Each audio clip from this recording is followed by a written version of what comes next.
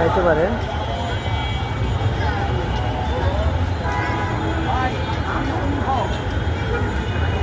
Chicken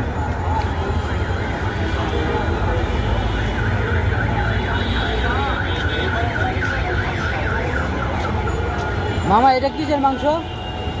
chicken. Chicken তো এরকম থাকে না। ও আচ্ছা।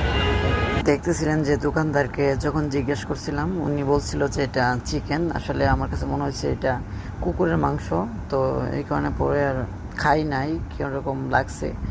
তো আসলে দেখেন যে এটা কিসের মাংস। এটা চিকেন, আমি জানি না যে এটা কিসের। দেখেন তারপর চিকেন বলতেছে।